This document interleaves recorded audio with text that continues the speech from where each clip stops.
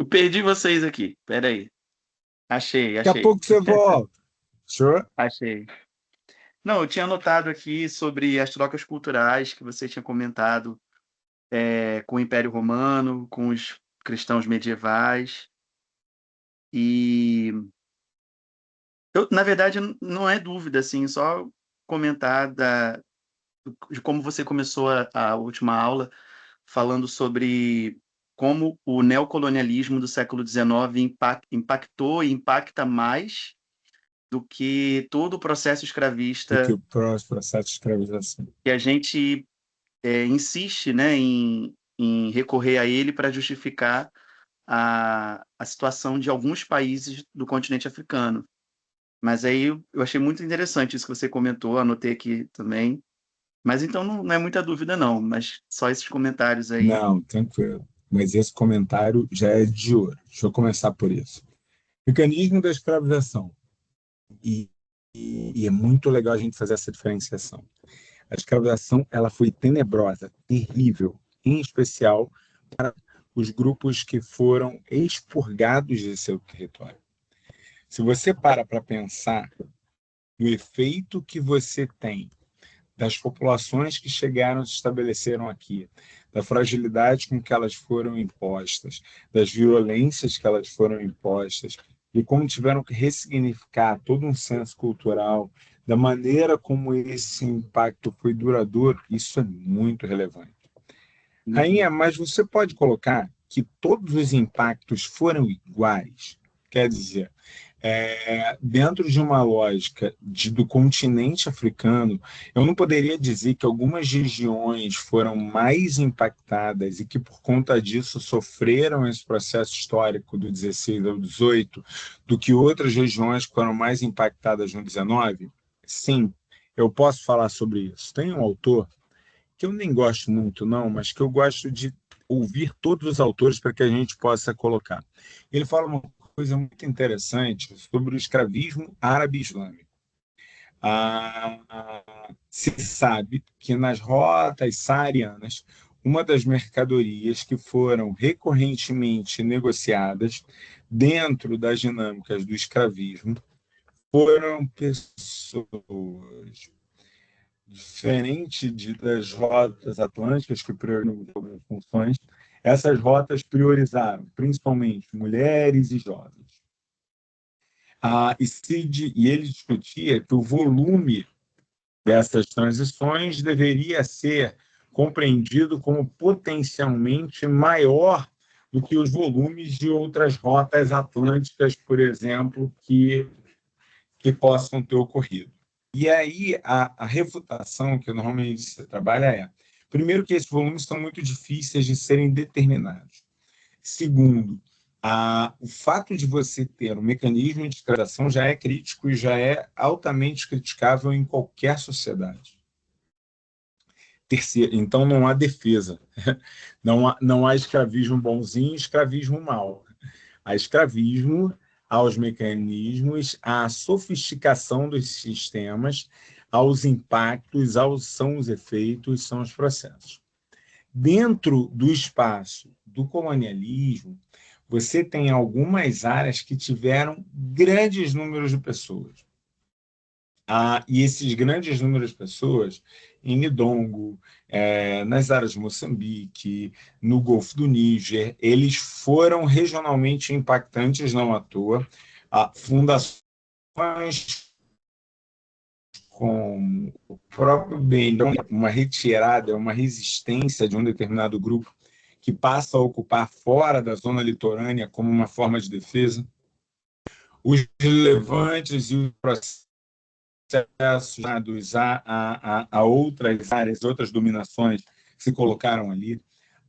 Então, você também deve subestimar, mas aquela leitura histórica de quebra demográfica, que era a mais utilizada, historicamente, a leitura era de que uma profunda quebra demográfica teria se estabelecido nos espaços da África em virtude desse mecanismo escravismo. Hoje, a maior parte dos autores trabalham com a ideia que, se houve quebras demográficas, elas foram muito mais localizadas do que, de fato, em um mecanismo complexo do continente, bem diferente dos mecanismos neocoloniais, que esses mais eficientes, mais estruturados, disseminam em praticamente todo o continente.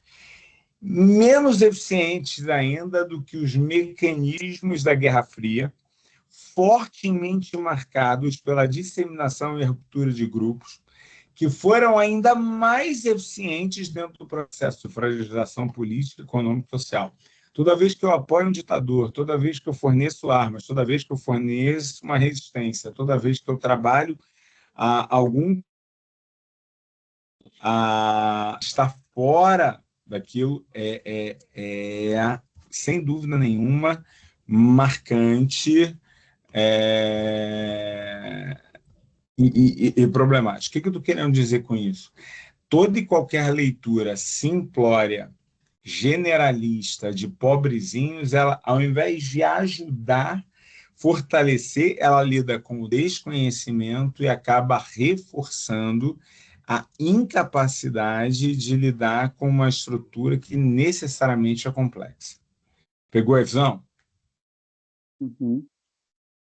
Bom, excelente questão para a gente poder começar, em especial porque agora a gente vai falar dos grandes reinos ocidentais. Deixa eu botar no mapinha para a gente poder localizá-los, para ficar fácil, fácil.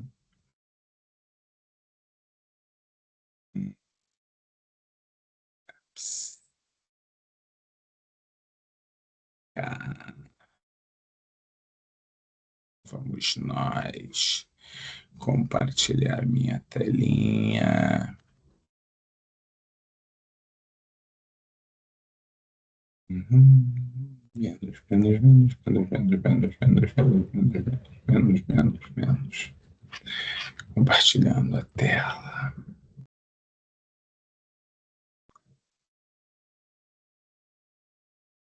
Marcelo e Bruno, por favor, se manifestem. Eu continuo gostando da manifestação de todos. Vocês, por gentileza. Então, peraí que eu reduzi errado.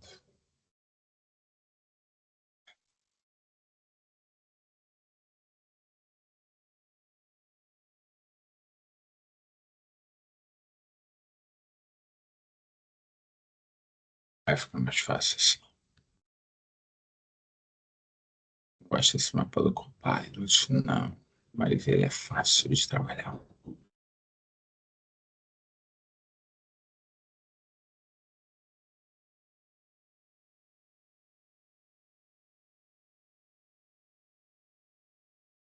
Vamos lá. De que área eu estou falando? Eu preciso estar pensando muito sobre isso. Essa área mais ocidental, peraí, está chegando gente, sejam bem-vindos, Isabela. Tudo bem, Isabela? Essa área, imagino que muitos de vocês, só de olhar para ela, já conseguiram reconhecer. Conseguiram reconhecer, não? Sim, sim. Muito bom. Atravessar o Bojador, a ideia da Europa logo aqui ao norte, vamos chegar nos Golfos, entrada do Níger e tudo mais. Essa região ela foi repleta de mentiras da maneira como a gente aprendeu muitas vezes na escola. Uma das mentiras mais históricas que a gente tem sobre essa área é de que os portugueses, depois de passarem o Bojador, essa passagem aqui é particularmente complexa. É um acidente tão pequenininho. No entanto, aqui você tem uma virada das correntes marítimas que dificulta bastante a navegação costeira em determinado momento. Então, quando você tem essa virada para cá, se teria tido, e muitas da historiografia, uma surpresa. Portugal nunca tinha visto aqueles homens e mulheres negras e aquelas tribos. Nada é mais absurdo e mentiroso que isso. E eu vou explicar agora por quê. Vocês estão vendo aqui esse império e esse espaço aqui? Agora eu vou colocar uma segunda imagem. Ibini, Patuá.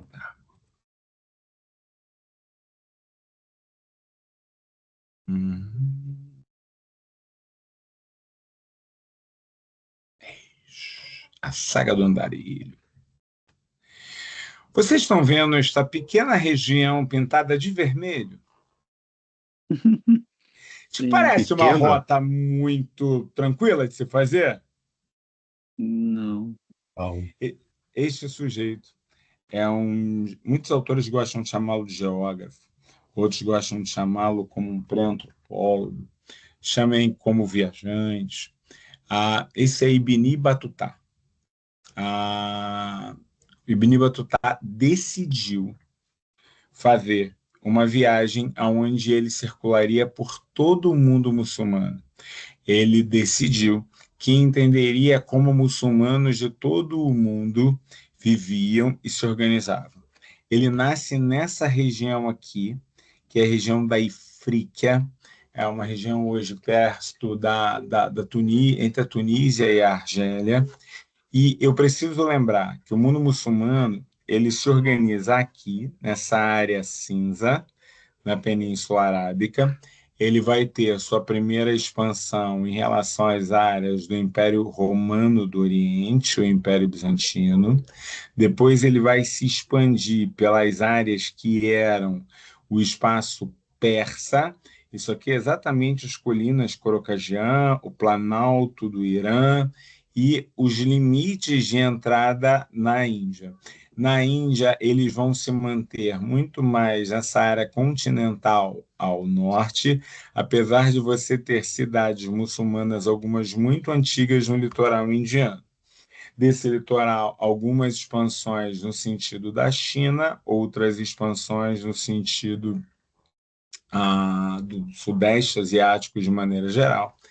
E existe uma controvérsia se Ibn Battuta teria, de fato, circulado todo este mundo. Muito possivelmente não.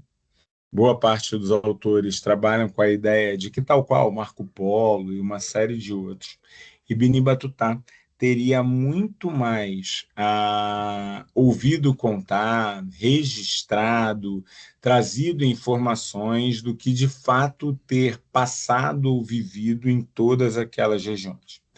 Ao mesmo tempo, é absolutamente fantástico você perceber que o mundo muçulmano ele tinha uma integração e um conjunto de trocas que nunca se limitou à ideia de uma África branca versus uma África negra, como muitas vezes a gente foi muito equivocadamente acostumado a ter. Não existe uma África muçulmana versus uma África primitiva, não existe uma África morena, ou na terminologia horrorosa que era utilizada, uma África moura versus uma África de fato que teria sido levada como uma outra lógica em um outro mundo. Eu não concordo com essa leitura, eu vejo que essa leitura é equivocada e, se antes, como o Fernando levantou, eu estava fazendo uma discussão muito voltada ao Império Romano, a expansão árabe-islâmica é marcada a partir do século VIII, ela vai se consolidar num primeiro reino, já no século IX, e este é o reino do Ghana. Se vocês recuperarem, eu vou colocar de volta aquele mapinha que eu estava mostrando para vocês inicialmente. Deixa eu botar ele de novo na tela. Aí não adianta se eu não compartilhar. Volta. Compartilhando.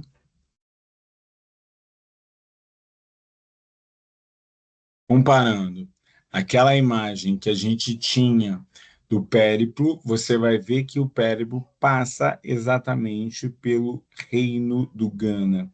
Rainha, mas aqui está escrito Império do Ghana.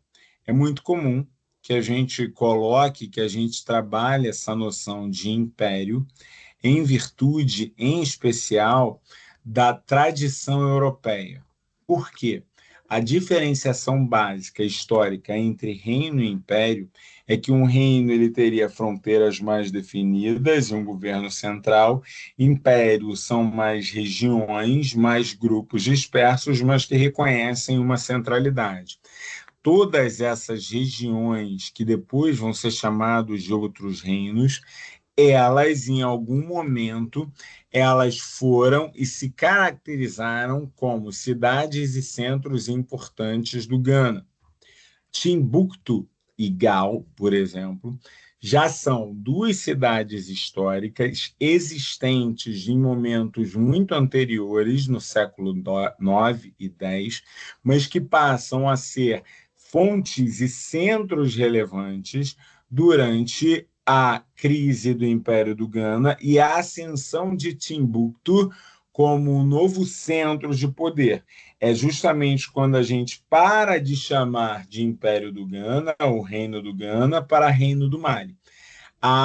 As estruturas, de fato, elas são muito mais parecidas do que necessariamente uma grande estrutura rompedora. O que eu sei? Todo o mundo muçulmano da chamada Era de Ouro, entre o século IX e o século XIV, não se caracterizava por uma centralidade de um império muçulmano, muito pelo contrário. Boa parte dele era justamente de conjuntos de regiões autônomas que negociavam, que mantinham a mesma língua, que trabalhavam, pelo menos a comercial, e que trabalhavam nos aspectos da difusão religiosa como elemento central. Então, o que eu tenho no século VIII, no século IX, no século X, é uma disseminação intensa e importante da presença árabe-islâmica dentro do território africano. Rainha, pode me explicar um pouquinho melhor, porque eu acho que algumas pessoas já devem dominar bem isso, mas eu fiquei um pouquinho perdido. Na aula passada, a gente trabalhou e a gente parou pela construção de uma série de reinos e regiões diferentes. Eu trabalhei, por exemplo, como é que Zambésia, Cuxi, como é que o Egito, a Núbia, como é que uma série de o Congo Central, como é que uma série de regiões tinham trocas e administrações diversas. Eu trabalhei como determinadas culturas se mantinham disseminadas e que apresentavam traços diversos em sociedades diversas, como, por exemplo, a cultura bantu.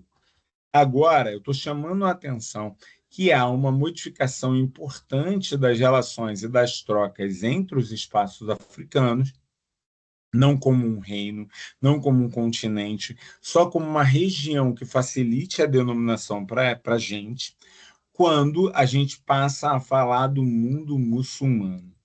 Quando o Ibn Battuta eu apresentei aquele périplo gigante para vocês, eu preciso considerar que ali foi uma tomada de decisão.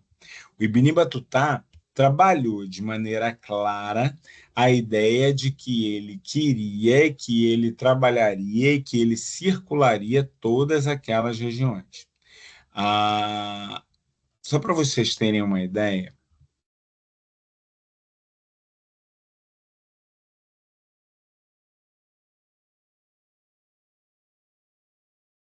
só para vocês terem uma ideia, eu vou colocar aqui o centro, o processo onde ele vai trabalhar e o centro de onde ele trabalha.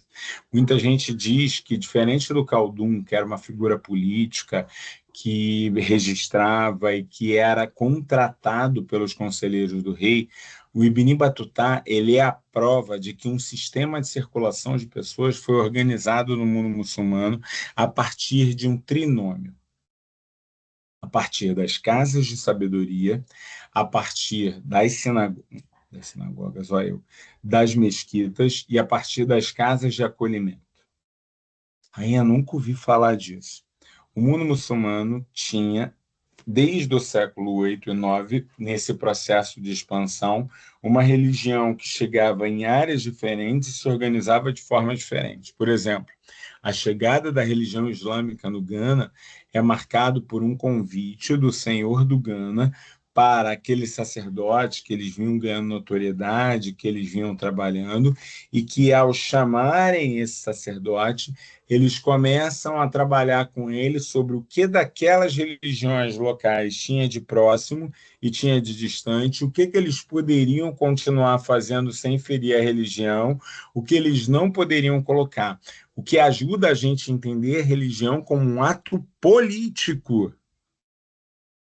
Ai, a religião é a fé, a transformação, é quando você acredita. A religião tem componente de fé fundamental na sua magia, na disseminação, nas suas religiosidades, mas, na prática, ela é fortemente marcado, fortemente estruturado para ser uma manifestação de identidade e práticas coletivas, tendo na figura dos sacerdotes uma explicação do próprio mundo. É coisa fria esse jeito para apresentar religião. As religiões, elas nascem efetivamente da necessidade de explicar o mundo. Logo, dentro de mecanismos não científicos, o domínio da retórica, da estrutura lógica, das tradições, é o aspecto que, por exemplo, fez que, tanto no mundo romano como no Ghana, a figura do sacerdote muitas vezes fosse apresentada também como juízes. Então, quando eu pego, por exemplo, o Ibn Battuta escrevendo a Hila, a, sem a Hila é a viagem, sem a lógica de olhar a religião, sem a lógica de entender como aquilo foi trabalhado, eu não consigo entender por que ele resolve escrever o Tufal al-Nazar fi Garaib al-Ansar wa Aha Ib al-Fassar, um presente para quem contempla as maravilhas das cidades e dos prodígios das viagens. Repara, são as cidades e as cidades muçulmanas que se baseiam ter o espaço de acolhimento, que é a obrigação e ficar junto diretamente das mesquitas, ser o espaço de oração e recepção, de onde você faz suas orações, de onde você integra o mundo, ter as casas de cultura, de onde você passa a trabalhar uma disseminação de conhecimentos, você traz jovens de lugares diferentes. Isso se dá nessas cidades. Que jeito estranho, não. Na figura tanto dos oásis são cidades, na figura do nascimento da região islâmica são cidades. Então, nessa figura das cidades, eu consigo entender a Hila. A Hila, ela é um pedido para que fosse contada as histórias. O sultão do Marrocos sultão Abu Inas Faris vai fazer o pedido para que as memórias sejam escritas, porque não se pode perder. E aí Ibn Juzai faz esses registros e começa a trabalhar. Só para que vocês tenham uma ideia, isso é extremamente disseminado e muito bem trabalhado. Para quem gosta desses assuntos, tem um livro que foi organizado pelo José Rivair Macedo e chama Áfricas, Histórias, Culturas e Tradições, onde tem esse material de uma maneira muito rica e muito legal para a gente poder analisar. Qual é o sentido? Mundo islâmico, dar ao Islã. Não existe sem essa compreensão. A compreensão de dar ao Islã me explica por que a islamização de diversos territórios dentro do mundo africano. Não significa que apagam-se as religiões locais, não significam que se apagam as lógicas e as disputas, mas passa a significar, sem dúvida nenhuma, que... Bom dia, boa noite, Fabiana, seja muito bem-vinda. Tenho, professor. Fale. Obrigada, Então, professor. Boa noite. Desculpe o horário. Nada, relaxa. Fala, Marcelo. então quer dizer que houve uma tolerância religiosa, ou uma tolerância de costumes. Meu caro, uma das coisas mais legais de estudar a Idade Média é quebrar a mitologia. E a nossa mitologia normalmente trabalha de que durante a Idade Média, a Antiguidade, Isso. a inaceitação. Está me ouvindo? Tô Tá vendo. ouvindo? A inaceitação de outras religiões, de outras manifestações é crítica. Eu vou pegar um exemplo que eu gosto muito de trabalhar com meus alunos, eu canso de falar com eles. A caça às bruxas é um fenômeno muito mais moderno do que medieval. O Islã trabalhar. Você tem livros como A Cruz e a Crescente, você tem materiais aonde o que você tem muitas vezes é um poder crítico a essas questões muito mais. Vou falar, Isabela. Faz um poder crítico a essas questões muito mais de adaptação do que necessariamente ao domínio. Vamos falar de Mansa Musa, que era o argumento que a gente tinha Isso. separado. Ó. Cara, você tem. E aí já um pouquinho Mansa depois do Musa. Reino do Ghana, isso. Aonde Mansa Musa, vamos lá, se ele é Para muçulmano, peregrinação. ele vai participar da peregrinação, porque é o que é Então, esperado de um muçulmano. isso aí. Ao fazer a primeira peregrinação, Ele vai ele vai trazer. ser visto, olhado, como foi assim, não, vocês, vê se vocês reconhecem esse olhar aí, Bela, você vai me entender, vê se vocês reconhecem esse olhar. Não, é claro que você pode vir peregrinar, muito bem-vindo. Você sabe que nunca vai ser um muçulmano como a gente, né? Não, não dá, é segunda classe, né? Mas está ótimo. Só esse esforço já vale pra caramba. A gente está muito feliz de ter você aqui. Aí tu fala assim, pô, essa moça vai na Meta. expedição seguinte, exatamente. A expedição é sempre anual, né? É na época do É anual. Ramadã, em direção à Meca. Então, ele vai organizar uma comitiva gigantesca, onde ele vai distribuir ouro, ele vai comprar, ele vai trazer sábio, ele vai pintar. E aí, muito se coloca, por exemplo, gerou a inflação no Egito, que o tanto de ouro que circulou. É uma região produtora de ouro, ponto. É uma região produtora de pedras preciosas, ponto. Então, não é impossível que ali já fosse, desde antes, uma área conhecida nesse sentido. Há muita mitologia no Mansa Musa, no sentido de levou tanto ouro que choca, registra, aparece muito, mas ele mostra esse jogo. Não é que não tinha aceitação, mas tinha também resistências. O mesmo acontece com os turcos. Os turcos vão em outro sentido. Os turcos, quando eles vão ser acusados de. Não, você é muçulmano, mas né? É, eles vão impor um conjunto de normas e regras religiosas. Não, eu sou muçulmano de verdade, porque eu recuperei os fatores religiosos originais. E aí, Bela, exatamente essa questão que vai acontecer, por exemplo, na modernidade e na expansão da Igreja Católica para os países africanos. Muita gente estranha hoje quando eu falo isso. As religiões afro-brasileiras são muito mais presentes, ou as religiões de base afro são muito mais recorrentes no Brasil do que na África. Que é isso, rainha? Na África ela é cultura. Então ela está na dança, ela está na dança, ela tá na dança, ela está no contar histórias, ela está na tradição, ela está no livro de história, ela está.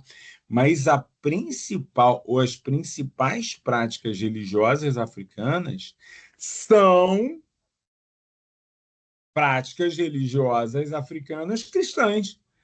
Meu Deus! Então isso prova que. Outro dia eu estava vendo um pastor, se eu não me engano, mas sem juízo de valor. E ele falando, não, é mentira que na África esses cultos existem, são invenção, porque a maior parte da população da África é cristã. Ele está mentindo? Não, ele já está falando ele está fazendo uma generalização absurda sem compreender a história. Isso aí. Fala. Eu acho que tem até um livro, não é, professor? Acho que eu não sei se é esse título que eu vou falar. O tão cristão é a África, não é isso? Não é possível, eu não me recordo desse agora. Tem um livro que ele fala sobre isso. O tão cristão é a África, uma coisa assim. Eu não sei se é esse título. Uhum. Ele fala exatamente sobre isso, sobre a cristandade africana, uma adaptação, tem diversas adaptações também para as culturas próprias deles. Porque aí eu volto ao que a Bela falou, não é que tem uma adaptação para as culturas dele. Não há chegada, se religião é cultura, se religião é prática, não há chegada possível sem uma troca cultural local. Então, o culto que eu vou encontrar dentro dos países africanos, obviamente, vai ser marcado por conta dessas características. Então, o cristianismo africano, a música, a É, dança, ela vai ser marcada. O cristianismo estadunidense é marcado por isso. isso aí. E aí você começa a entender por que, que eu afirmo tanto ah, que as religiões elas trazem em si uma certa tolerância histórica da maneira como elas foram colocadas, das maneiras como elas foram entendidas, mas, ao mesmo tempo, ela vai trazer uma série de outros mecanismos que você vai dialogar com isso. Aí você vai dizer assim, pelo amor de Deus, como é que funciona esse negócio? É uma mistura muito forte, mas sempre é. Sempre é. Aí você vai ver lá, mas tem a celebração de Akan, que é o poder da mulher. O poder da mulher em Akan não é considerado um fenômeno religioso, mas um fenômeno de base e tradições culturais dentro daquelas comunidades. E você vai dizer assim, isso não foi tão estranho, por exemplo, ao longo da história do Brasil, durante boa parte do nosso tempo. Durante boa parte do nosso tempo. Então, a mistura desses elementos, eu estou procurando aqui um que é um gospel, mas que ele marca muito essa questão, e aí ele coloca. Aqui é mais bobinho, mas deixa eu mostrar.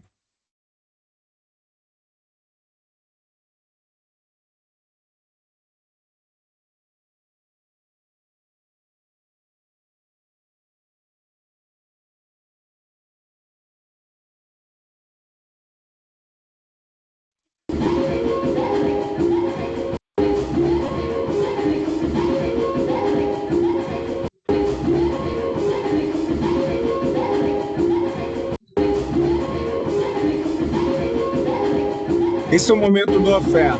É óbvio que é uma brincadeira da maneira como está sendo colocado, mas a dança está lá, as práticas estão lá. E você vai dizer assim, pô, será que esse acidente é fruto desse processo? Então você vai achar uma África o quê? Cristianizada. Chimamanda Ngozi, por exemplo, que é uma belíssima autora dos países africanos, uma nigeriana, e ela fala isso, ela fala assim, a tradição africana, ela identifica o que a gente vai identificar na religião dentro de práticas cotidianas. Aquela atriz americana, Viola Davis, ela fala assim, eu não participo de religião nenhuma, mas quando elas estavam lá, era um ritual de uma mulher que tinha perdido seu filho, e elas estavam todas dançando. Eu falei, cara, eu me senti encantado, porque tem um aspecto de transe, tem um aspecto de vivência. Ah, meu Deus, o transe, então é religião afro-brasileira. No Corão tem transe, na religião pentecostal tem transe. O transe ele é parte de um fenômeno religioso que vai ser variado e trabalhado dependendo do olhar. Então, sim, tem tolerância. É doido falar sobre isso. Ah, essa tolerância, ela foi de uma parte matriz para imposição, de outra parte, ela é matriz de troca. Os dois fenômenos acontecem juntos e são indissociáveis. E quando você entende que isso é um fenômeno, aí eu volto à história do reino do Mali do Songhai. Eu estou falando de um conjunto de trocas religiosas, políticas estabelecidas por uma série de reinos organizados e estruturados. Eles estavam numa região ocidental próxima diretamente à Europa, próxima diretamente ao Sahel, próxima diretamente ao centro africano. É só você olhar de novo para o mapa, vou botar uma última vez para a gente poder ficar com ele na cabeça. Quando você olha para esse mapa e você consegue entender o quão próximo eu estou dessas regiões de Marrocos, ao mesmo tempo, quanto eu estou próximo da região do Sahel, o quanto, ao mesmo tempo, eu estou próximo dentro desse conjunto de trocas, você entende que essa pluralidade regional ela vai me ajudar a explicar que, por exemplo, tem determinados costumes do Ghana, relatados do século VIII, que me remetem a possíveis tribos judaicas locais, que me ajuda a entender por que durante o fim da Segunda Guerra Mundial, quando se discutia aonde seria feita a Nova Israel. Um segundo.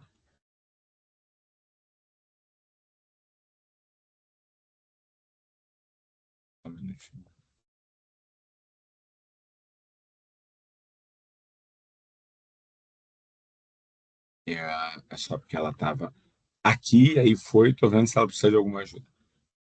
Então, toda vez que você pega esse processo, esse fenômeno ele é compreendido a partir dessa troca. Então, aquela região ela vai ter todo um conjunto de cidades importantes que trocam comercialmente e que fazem parte de um complexo de trocas de materiais preciosos. Também é uma região que, por conta das suas disputas, vai ser um foco importante das trocas de populações escravizadas, em especial de mulheres que eram normalmente levadas para os haréns, para meninos, alguns deles levados para compor um exército. Deixa eu ajudar aqui, que ela caiu e eu quero andar por aqui. Vou enviar outro link aqui para ela. Espera aí.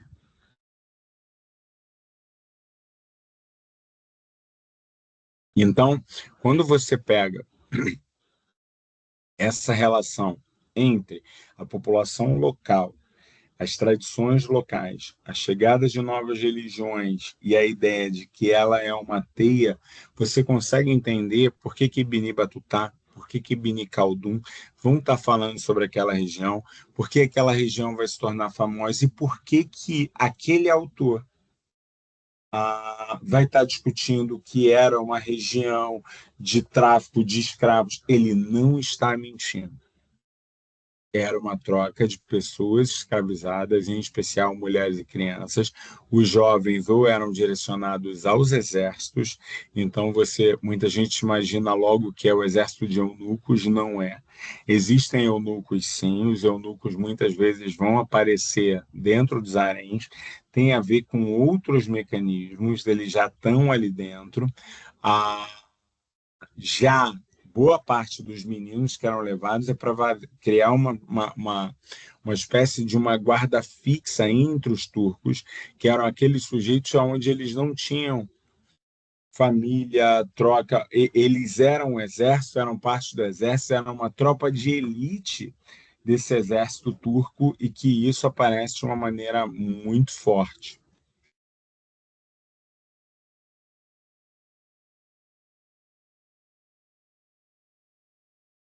E dentro dessa... Deixa eu ver se eu puxo pelo nome dela.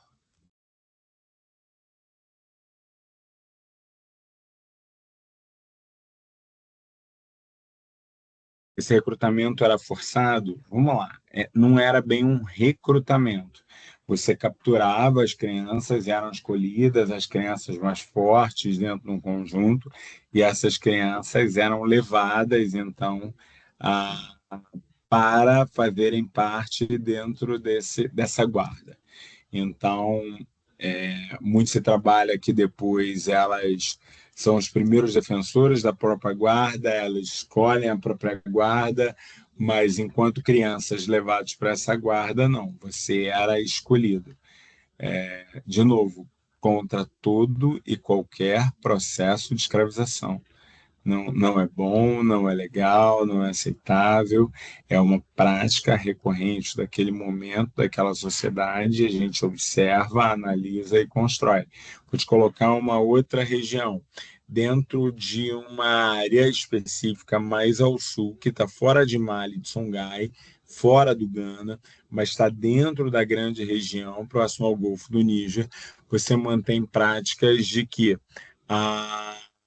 você deveria extirpar, tal qual como você extirpava o prepúcio, você deveria extirpar uma parte do clitóris, porque você entendia que aquilo ali era algo que era fruto da aliança, era sujo, era uma forma de controle, obviamente, também.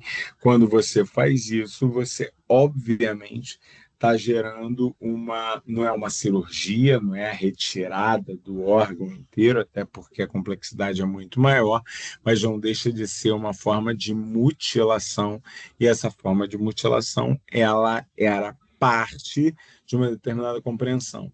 Aí, quando as pessoas pegam hoje e veem que grupos que são muçulmanos fazem isso, a associação passa a ser, viu, os muçulmanos, o Dar al-Islam, dentro dos diversos espaços africanos, vão lidar com diversas manifestações dentro desses territórios africanos.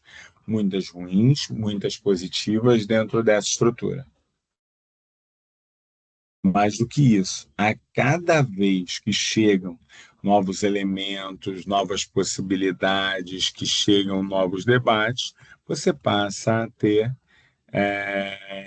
um novo olhar, uma nova perspectiva que muda ainda mais um pouco aquela cultura.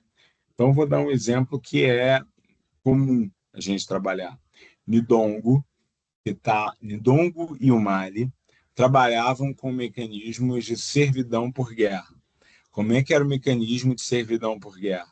Você trabalhava com toda aquela perspectiva de que, se nós entramos em guerra, a forma de me pagar sobre os custos de uma guerra que eu tive que fazer é você trabalhar para mim, porque eu mostrei que estava correto dentro da nossa querela ao vencer a guerra. Era determinado dentro de cada uma das tradições um tempo para que você cumprisse aquilo, você não se tornava uma mercadoria, você... Aí ela disse que está na espera. Por que ela está aparecendo na espera e não está aparecendo para mim? Estranho, ela está na espera. Só um minuto, porque tem uma colega que não está conseguindo aqui e ela está dizendo que está na espera e eu já não estou vendo ela na espera. Mostrar os participantes, vou compartilhar de novo.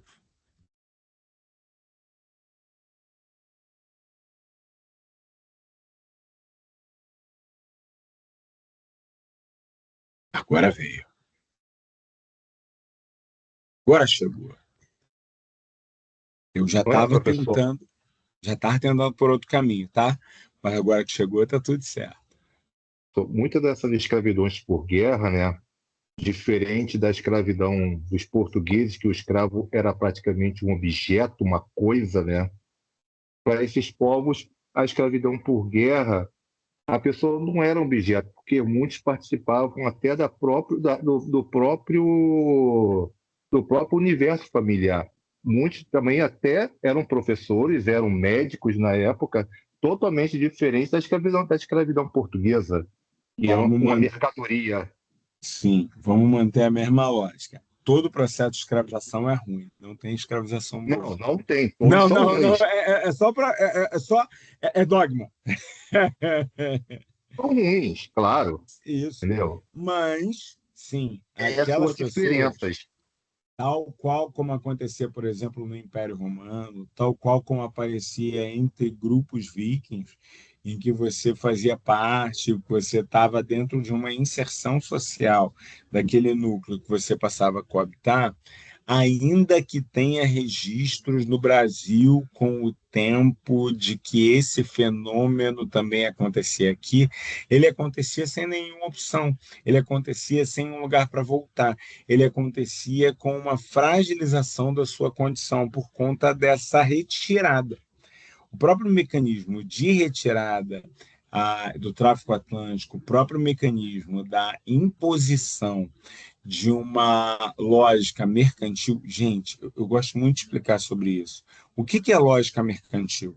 Bruno, hoje, se você vai fazer uma licitaçãozinha, você vai lá para fazer o teu trabalho, você vai participar de uma licitação. Por que você participa de uma licitação? É uma concorrência limpa para mostrar para mostrar o você tem capacidade, para ter idoneidade no processo. Isso. Era assim que Portugal fazia com a escravização, eu juro. Você abria a, no, esqueci o nome, no tribunal, como é que era? Tinha um lugar, não era um tribunal, era do Paço, meu Deus, vai voltar. Mas era como se fosse no espaço de negociação. E você abriu uma licitação mesmo, aonde você tinha que mostrar que você tinha capacidade de transportar, de chegar, você tinha capacidade de pagar a parte da coroa, você se comprometia e era comparado os serviços, e uma determinada pessoa ganhava e a outra perdia. O direito e a concessão de explorar uma das fortalezas que eram mantidas. Então, quando você faz isso, é uma coisa dentro do território africano. Vai haver uma modificação? Vai. Eu passo a ter grupos de elite que passam a ganhar muito com aquela questão e vão passar a, em troca daquilo, fazer busca de escravização. Tal qual como eu vou ter grupos de portugueses, espanhóis, holandeses, que vão passar a se fazer presente no continente na busca e na captura de novos grupos. Daí a fundação de Benin. Então, o mecanismo ele existe e ele é transformado e é trabalhado. A escravização que vai estar, adorei o fundo, Fabiano. A escravização, ele está meio roxo, meio. Você está conseguindo me ouvir? Fabiana,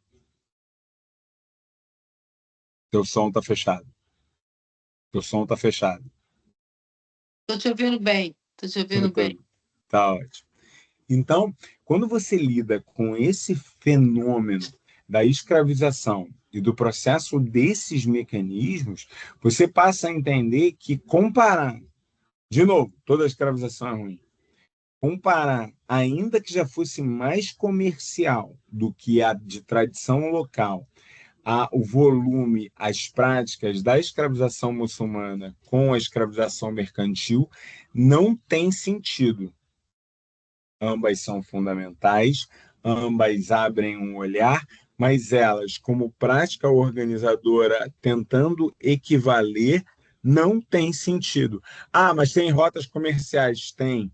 Dentro dessas rotas comerciais, tinham destinos em especiais que buscavam mais crianças, mais mulheres. Dijanízaros era o nome dos guerreiros turcos que entravam ali, que entravam para o exército, faziam parte desde jovens, e você colocava aquele mecanismo dentro de uma perspectiva, é uma coisa. Vai lá no Mil e Uma Noites, tem a escravização, tem as escravas, tem os escravos, tem os escravizados. Agora, perceba como eles estão colocados dentro de Bagdá, como eles estão colocados dentro daquela relação, é uma coisa.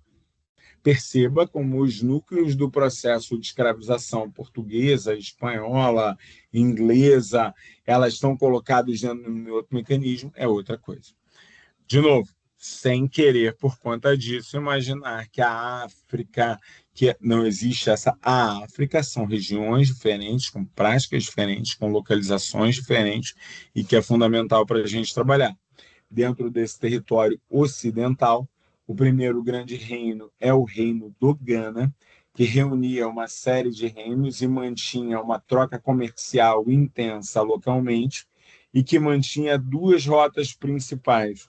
Uma rota para o norte, que negociava com Marrocos, que negociava com Ifrica, que negociava com o sul da Espanha, e uma rota em direção a Meca. A mesma rota que servia para que eu integrasse religiosamente, também servia para que o árabe fosse disseminado, para que as casas de cultura fossem conhecidas. Mas como é que ele fazia isso? Como é que você viaja nesse momento? Nosso olhar, a gente acha que eu sento em cima do camelo, boto para tocar no play o bolero de Ravel e vou... Cara, isso não tem lógica. Você vai mapeando os lugares aonde você pode comercializar no caminho. Que é isso, Rainha? Os caras estavam indo para o Ramadã, para a religião, estão indo comercializar no caminho. Não, a gente vai um pouco antes para poder garantir. Demora, né? Sabe como é que é? Você garante a rota. Quando você garante a rota, você faz acordo de casamento, você contrata um professor, você encomenda um grupo de livros e você vai rezar e vai ver uma mesquita diferente. Cheguei em Marrocos, cheguei em Fez, uma mesquita azul absolutamente maravilhosa. Eu vou tentar, na minha região, reproduzir uma mesquita como aquela. E dessa forma, você vai fazendo com que a disseminação da cultura islâmica no território das diversas regiões africanas elas se materializem. Ao mesmo tempo que eu tenho um colar da pomba, os campos perfumados, aonde o Islã está estudando neurologia, eu tenho imãs, eu tenho emires, eu tenho vizires que vão estar defendendo que não pode ser assim, que tem que expulsar essas pessoas que não são oriundas do credo. Você não vai imaginar, e aí Isabela, e Fernando e Marcelo, que a tolerância era plena e aceitável e tal. Não, é sempre o mecanismo. Você tem aqueles grupos que vão trabalhar a tolerância, que são mais presentes dentro das documentações, e aqueles grupos que estão defendendo que aquele negócio não vai funcionar, que aquilo não tem sentido e que você vai precisar trabalhar de uma outra forma. O reino do Ghana vai ser substituído pelo reino do... É o Mali que vem em seguida? Eu acho que é. Peraí. Deixa eu não falar bobagem para não confundir vocês. Mali, depois Sungal. Mali, Songhai. Isso. Quando você pega o Mali ele é muito menor do que o espaço original do Ghana, mas ele vai ter uma intensidade comercial muito maior nas cidades. O papel que ele vai atribuir, a maneira como ele vai organizar as cidades, vai ser absolutamente fundamental para a gente entender o conjunto de trocas, o conjunto de relações, para a gente entender que tipo de formulações a gente está reconhecendo aqui e aprendendo a trabalhar. Vamos lá. Qual é a grande questão que a gente pega sobre o Mali? Primeiro, o Mali passa a ter um conjunto de reconhecimentos externos pelo Mansa Musa. Fala comigo. Perdão, não ouvi. Não ouvi quem falou. É comigo? Não? Então volta. O Mali passa a ter um conjunto muito importante de relações, de lógicas, de funcionamentos, que vai passar a reunir elementos que até então a gente não reconhecia. Vamos lá. Eu passo a ter cidades como Timbuktu, Gao e Djané, onde são organizadas casas de sabedoria. Dentro dessas casas de sabedoria, nós temos grandes trabalhos de agrimensura. Agrimensura são estudos e técnicas matemáticas para determinar áreas, distâncias, trabalhar travessias, que marcam algo, obviamente, muito importante dentro daquelas estruturas e, de alguma maneira, vão permitir com que essas interações sociais sejam mais controladas. A rainha está inventando, rainha. Pelo amor de Deus, ainda é possível que esses caras... Sim, eles sabiam os tempos das viagens, a melhor época do ano para as viagens, os espaços mais curtos, os atalhos, e isso estava muitíssimo bem documentado. As cidades, muitas vezes, já tinham organizações e estruturas que vão chamar a atenção da ideia de estabelecer um centro, e em torno desse centro você passa a ter uma setorização. Normalmente as mesquitas não ficam no centro, elas ficam na periferia, com as casas de cultura de um lado, com as casas de acolhimento do outro lado, constituindo dessa forma um complexo. Para quem nunca viu ou não tem ideia disso, na Espanha, em Granada, você tem um monumento lindíssimo a isso. Deixa eu pegar certinho o nome. Tem a Mesquita Maior de Granada e a Alhambra de Granada, que depois se tornou uma igreja. Deixa eu mostrar imagens que essa vale muito a pena. Vocês já viram a Alhambra e as mesquitas? Vocês têm ideia do que eu estou falando? Estou falando grego com vocês. Só o Alhambra. Só a Alhambra.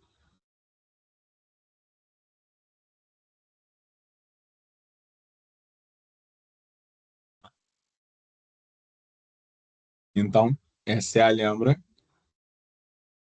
Se vocês forem ver, elas fazem parte, repara, parece uma cidade ocidental, porque boa parte das características da cidade ocidental elas vão ser mantidas e trabalhadas. Dentro dessa Alhambra, você ainda vai ter, bem pertinho dela,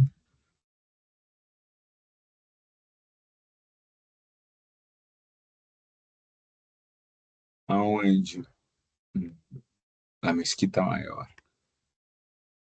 aonde você tem a sua estrutura, ela fica a poucos metros, você pode ver a cidade está aqui, ela fica a poucos metros para onde você tem a Alhambra de um lado e a Mesquita Maior do outro.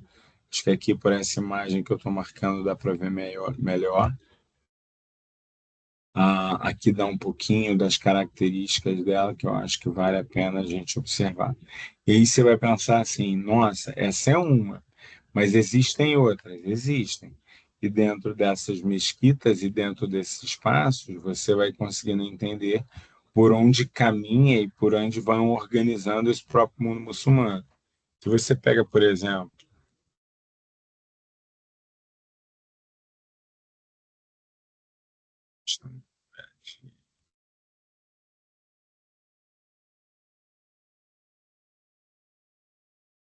a Mesquita de Casablanca, pode ser a Cidade Azul.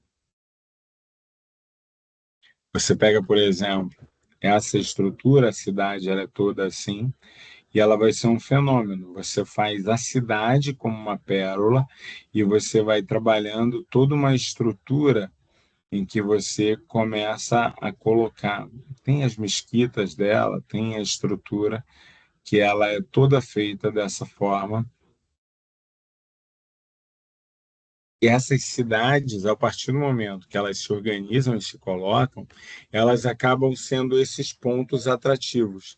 Elas passam a ser esses pontos entre as diversas regiões, e esses pontos entre essas diversas regiões acabam ajudando a entender o que é a diferença do Ghana, uma grande região com muitas trocas, onde está estabelecida, em que você tem um centro político, para o Mali, onde você tem uma grande cidade que passa a ter um grande conjunto de relações e que passa a estar espraiada em toda aquela região. Olá, Renato, seja bem-vindo. Então, você consegue entender as diferenciações entre uma e outra exatamente dessa forma. Só para que a gente consiga perceber sobre isso, a gente consegue notar que nessas cidades você já tem metalurgia, domínio do ferro, formas de desenvolver a agricultura, exploração dos metais preciosos. Então, quando Mansa Musa aparece como líder do Mali, com o ouro, uma administração com o registro, vai falar para os diversos grupos, trazer gente com a ideia de como são organizados os farbas, como são organizadas a assembleia, que é a Guibara, que vai tomar as decisões, como ele tem dentro daquela região um Corocan Folga. O que é o Corocan Folga? O Sudiata Keita vai estabelecer um conjunto de leis que organiza quais são os clãs que têm direito, o direito a que região, qual é a maneira como aquilo vai estar colocado. Então, você tem naquele entorno toda uma organização política, social, que não trabalha com a ideia de uma grande fragilidade, mas sim, conforme o Khaldun fala, a sabia, a coesão social encontrada ali ela era muito importante, mas, ao mesmo tempo, ela fez com que o Mali se perdesse. A crise política e as disputas do Mali, é uma teoria do Khaldun, vai se dar porque a luxúria sedentária tomou conta dos espíritos. Muito mais do que querer novas conquistas, a ideia de você ter as coisas e você poder estar se dedicando demais às luxúrias, e aí isso vai entrar, eu vou explicar já já sobre essa questão, acaba sendo a parte desse processo. Então, note, Sudiata Keita, 1235, você passa a ter o Mansa Musa. Mansa Musa, se eu não me engano, é 1300 e um pouquinho. Conforme você vai tendo esse olhar, você passa a encontrar ouro, mesquitas, cidades, trocas, a chegada, a ida ao Cairo, a mesquita de Gené, onde vai colocar uma diferença, os manuscritos de Tombuctu organizados. Isso vai ser fruto de uma troca cultural entre as diversas regiões, mas que deveria nos tirar efetivamente toda aquela ideia de que as tradições ou as características elas são atípicas ou são importadas ou são muçulmanas porque são brancos, não. Isso faz parte da construção dos preconceitos. Rainha, mas existem os feiticeiros, as incorporações, esses elementos que depois a gente vai colocar para cá, em candomblé e umbanda. A ideia é que muitas vezes essa separação entre os mundos ela não existe. Dentro das tradições africanas, a gente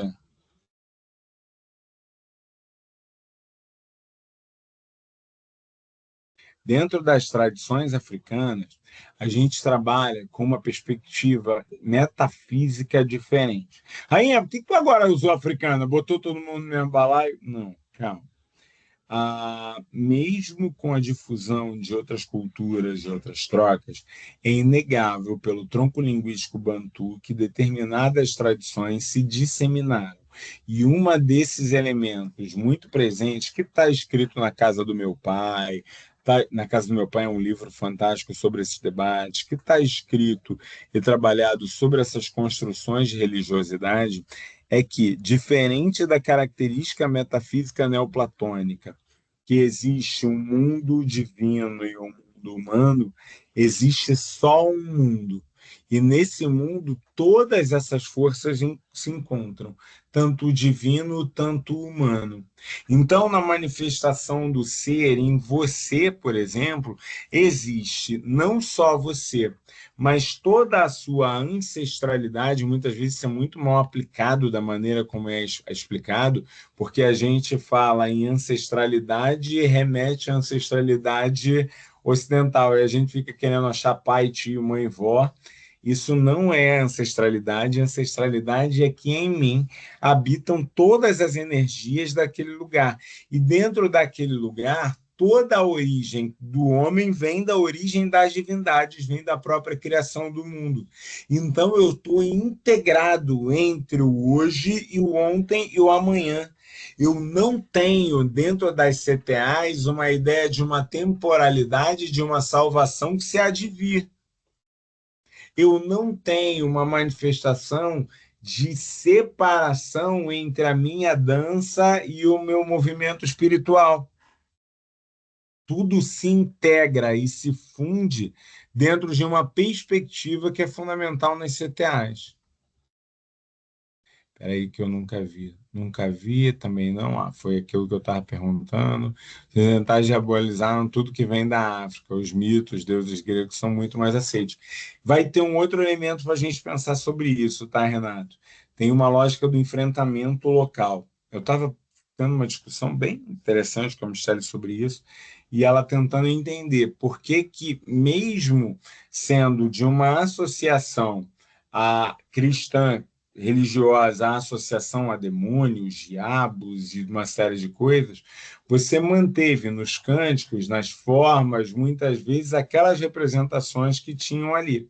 E aí a gente chegou à conclusão, e trabalhando e lendo alguns materiais interessantes, até um dos livros, esse aqui, Ao Homem e Seus Símbolos, do Jung, diz assim, está lendo um ocidental, é à toa.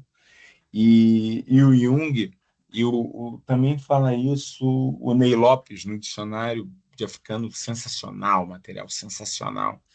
E o Ney Lopes ele fala sobre o enfrentamento, do que aqueles grupos tinham medo. Então eu vou atacá-los pelo próprio medo. Você vai mexer comigo? Não mexe comigo, porque eu não ando só. Não trabalhar toda uma questão de um enfrentamento de onde aquela marginalidade não é uma marginalidade que aceita ser marginalizada. O que tem muito a ver com as próprias concepções que se tem hoje do comportamento esperado e do comportamento não de populações afro-brasileiras, que a gente pode discutir de maneira bem intensa. Quando você tem uma determinada posição, você é logo marrento, taxado, e aí a gente pode ampliar para uma série de outros grupos. Quando você tem uma posição de aceitação, você também vai estar dos outros lados criticados. É o Pai João, são das gírias, são desses conceitos que acabam sendo colocados. A figura dos deuses gregos é considerada cultura ocidental. Então, é da ideia de uma idealização de uma cultura ocidental onde está ali trabalhada. Você está disputando cultura. E dentro dessa disputa de cultura, tem uma lógica da violência simbólica, da naturalização de quem eu quero que eu diga que é superior versus a quem eu quero que eu diga que é inferior. Então, tem mecanismos. Outro dia eu estava vendo um desses podcasts onde os grupos estavam defendendo que Dia da Consciência Negra faz mal, porque dá uma ideia de vitimização. Eu falei assim, cara, só pode dar ideia de vitimização quem não entendeu nada do que é Dia de Consciência Negra. Dia de Consciência Negra, aliás, não é nem para branco. Dia de Consciência Negra, ela parte necessariamente dos grupos diversos, sejam branqueados, trabalhados, sejam oriundos, sejam por cultura, sejam por trocas sociais, compreenderem tanto a importância da sua luta, das tradições, das chegadas, como perceberem como em si, e aí eu posso abrir para brasileiro para caramba, em si você vai trabalhando esses elementos de uma forma muito intensa. E esses elementos intensos chamam muito a atenção. Eu gosto muito desse debate. Vou ter que ler esse livro do Jung para o doutorado. Vou fazer um trabalho com as pessoas de sofrimento psíquico no UP e a psiquiatra que trabalha a linha da Nisa Silveira. Sim, vai mesmo. Vai ter que ler sim, meu caro. Esse tu não vai conseguir escapar, não.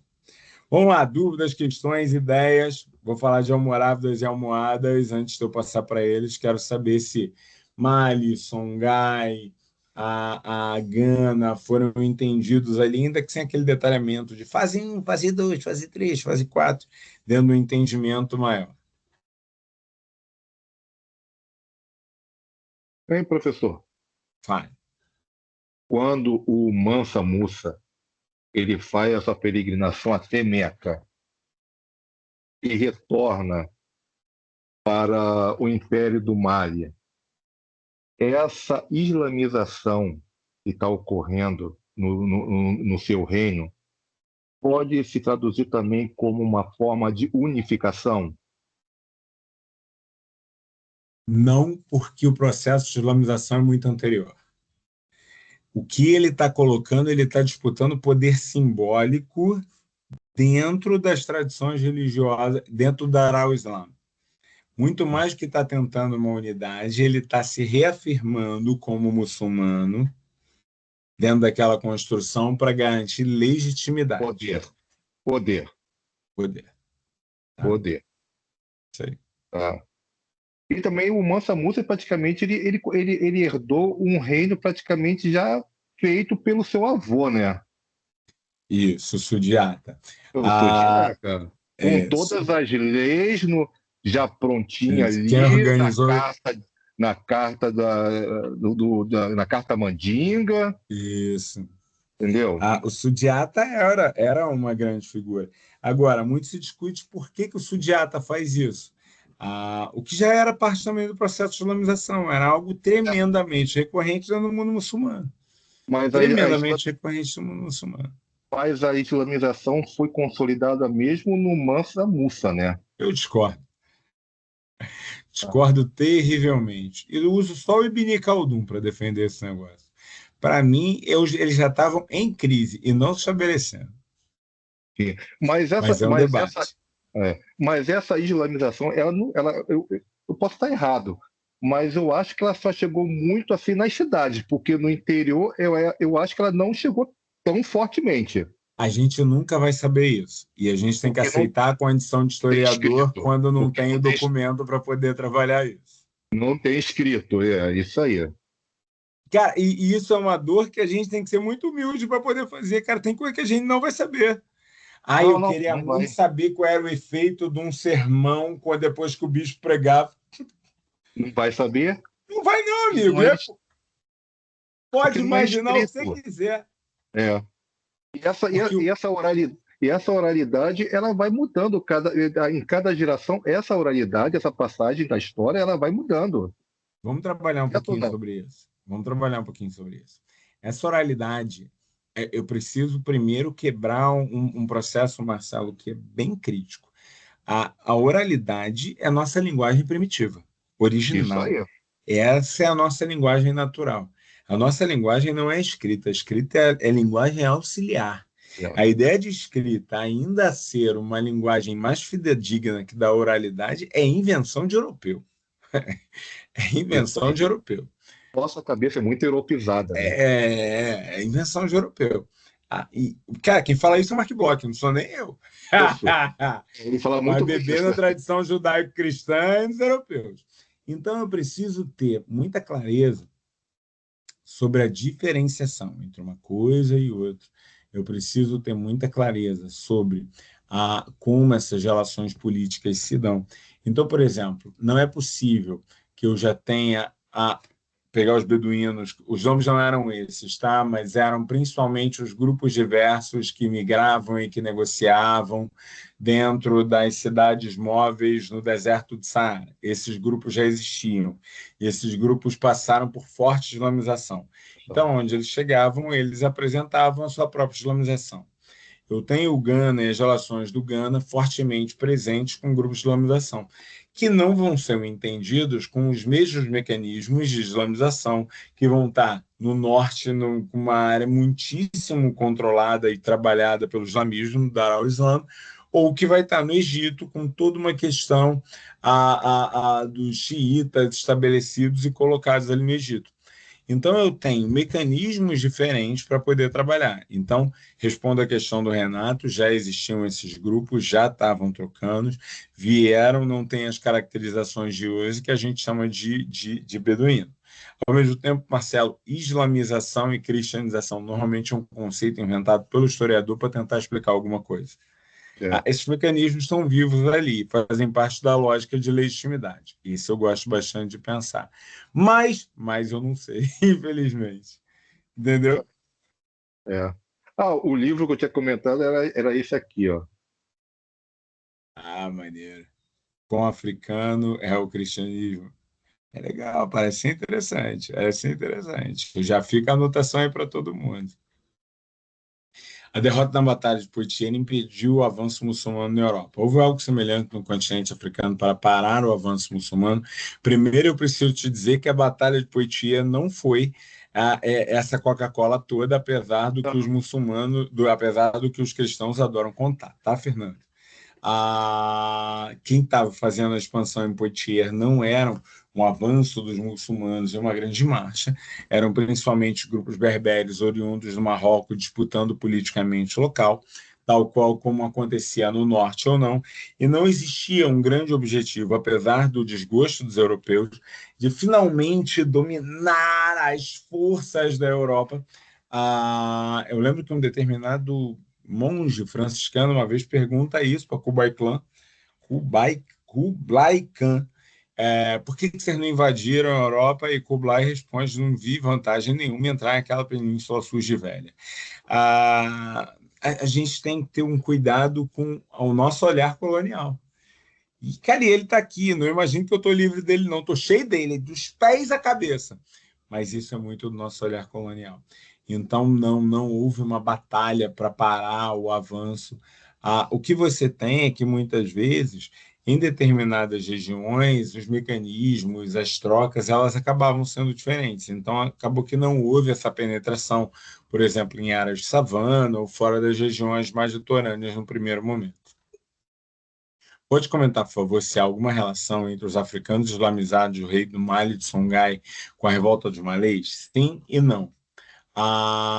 Apesar da revolta dos malês ser feita exatamente por muçulmanos que eram pertencentes às tradições e aos grupos islâmicos, da onde tanto Mali e Songhai originalmente faziam parte, possivelmente são grupos que dali, do Benin e de outras regiões que saem via Golfo do Níger e que vão ser os principais grupos que vão ser negociados com Salvador pela própria, o Nordeste como um todo e com Salvador, pela própria construção. Esse processo não era necessariamente islamizado, mas como a gente viu no Khaldun, o mundo falava árabe e tudo mais, independente das religiões deles, eles tinham uma linguagem auxiliar que eles utilizavam e trabalhavam. Eles tinham uma linguagem oral comum que eles conseguiam recuperar, o tal e o bendito do árabe. Então, eles têm uma relação, sim, e essa relação é muito interessante. Você tem um grupo de diários de portos, onde vão mostrar que essas relações, muitas vezes, elas foram recuperadas a partir de marinheiros árabes e muçulmanos que negociavam nos portos do Brasil dentro daquelas trocas e que faziam contato com esses grupos e ajudavam. Fiz um aluno uma vez fez um trabalho sobre esses diários, que é uma coisa sensacional. Adorei as perguntas. Para aprender música indígena é complicado, a tradição é oral, não tem nada escrito. E a gente fica chorando por conta disso, que a nossa cabeça não consegue pensar sem um registro escrito. É isso aí, estou lendo agora um texto. Fiquei preocupado ali com minha filha aprendendo a ler e escrever, olha que coisa louca. A gente criou as coisas e defende elas. Pentecostais são bem africanizados, não sabem. O batismo pelo Espírito Santo começou com esse escravizado, e vão entrar alguns debates muito maneiros, com certeza. Show de bola, adorei as questões. Vamos embora falar de almohadas e almorávidas. E aí, Fernando, eu acho que eu consigo recuperar um pouco desse olhar que você estava levantando sobre se houve em algum lugar uma batalha onde isso parasse. Almohadas e almorávidas, da maneira como eles se organizaram e como eles se estabeleceram, a gente precisa ter um pouquinho de cuidado para poder trabalhar. A primeira delas é que o Islã, como eu já vinha dito, ele vem de uma forte presença de conversão e de adaptação local.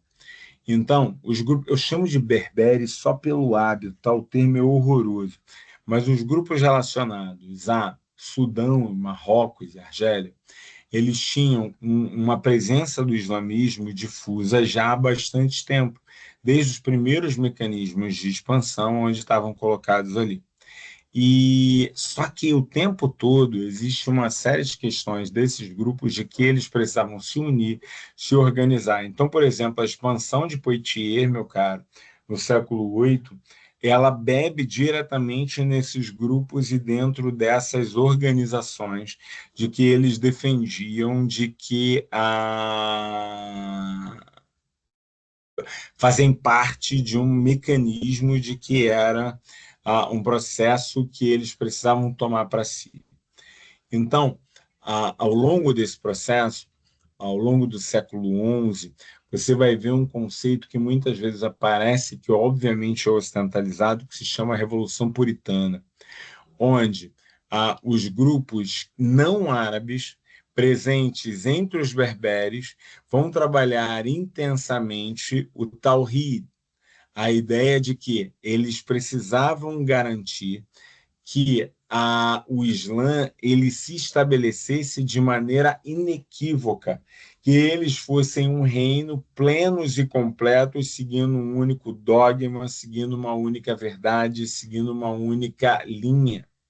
Então, por conta disso, todos os grupos que, de alguma maneira, dentro dos espaços, de novo, Argélia, do que hoje a gente chama de Argélia, dentro do espaço de Marrocos, dentro do espaço de Sudão, você passa a trabalhar intensamente um processo e um mecanismo de que a doutrina religiosa precisava fazer parte da lei.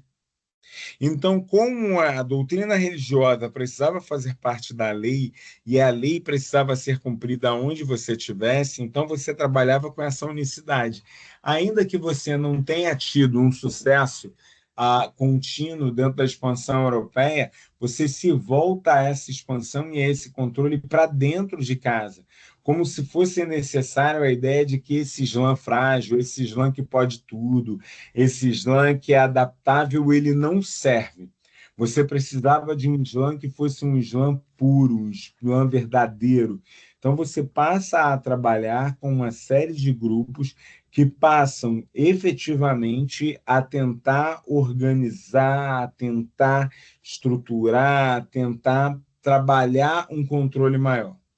Os almohadas conseguiram isso num primeiro momento, mas como obviamente acontece sempre com qualquer grupo, quando você pressiona demais, a resistência também aumenta. Internamente, você começou a ter os náridas. Quem são os náridas? Você passa a ter toda uma construção de que era necessário reorganizar politicamente aquela estrutura e aquela organização. Eita, rainha, não entendi. No momento em que você passa a ter almohadas em crise de um lado e do outro lado você passa a ter uma expansão cada vez maior dos grupos cristãos em direção ao sul, os náridas se veem literalmente pressionados. De um lado, aqueles que defendiam um controle, uma subida em um ataque em relação à Península Ibérica, de outro, um grupo de cristãos baseados em princípios cruzadistas, atacando e defendendo. Então, eu estou aqui com o século XIV para o século XV, então, almohadas estão no século XII, eu tenho essa sobrevivência e essa vivência, e isso vai se tornar um palco de tensão. E os náridas vão tentar organizar uma ideia. Calma, gente, nem tão pouco, nem tanto, nem tão pouco. Não, não. Vamos fazer assim? A gente se mantém aqui, vamos fazer acordos políticos, vamos voltar. Então, antes de você ter a finalização da Reconquista, você tem quase que um stop da Reconquista no século XIV ainda, né? Mas já no XV, de maneira muito efetiva, por conta dessa ação dos náridas, nazaridas, aonde você está tendo essa negociação, aonde você está tendo essa estrutura. Então, olha que interessante.